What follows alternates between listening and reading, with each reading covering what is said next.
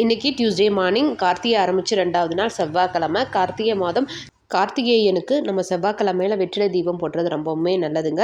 இன்றைக்கி நான் afternoon 1 to 2 o'clock இருக்கிற செவ்வாய் உரையில் தான் நான் வெற்றிலை தீபம் போட்டிருந்தேன்.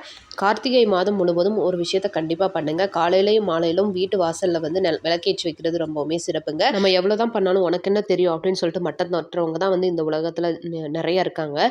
அதெல்லாம் காதுலேயே போட்டுக்காதீங்க. இப்போ கடல் உலகத்தவே அழிச்சாலும் ஒரு துளி எண்ணெயை கண்டிப்பாக அந்த கடல் நீரால் அழிக்கவே முடியாது. அதே மாதிரி தாங்க மற்றவங்க பேசுகிறாங்க அப்படின்னு சொல்லிட்டு நீங்கள் ஃபீல் பண்ணாதீங்க. அடுத்தடுத்த லெவல் போய்கிட்டே இருங்க. பேசுகிறவங்க பேசிட்டு தான் இருப்பாங்க. அதை காதுலேயே நீங்கள் போட்டுக்காதீங்க.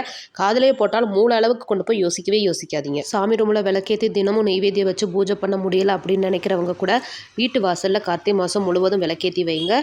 கண்டிப்பாக வீடு ஃபுல்லாக பாசிட்டிவ் எனர்ஜியாக இருக்கும். இந்த வீடியோ உங்களுக்கு பிடிச்சிருந்தனா லைக் பண்ணுங்கள், கமெண்ட் பண்ணுங்கள், உங்கள் நண்பர்கள் கூடயும் பகிர்ந்துக்கோங்க. சிவாய நம. வாழ்க வளமுடன். நல்லதே நடக்கும்.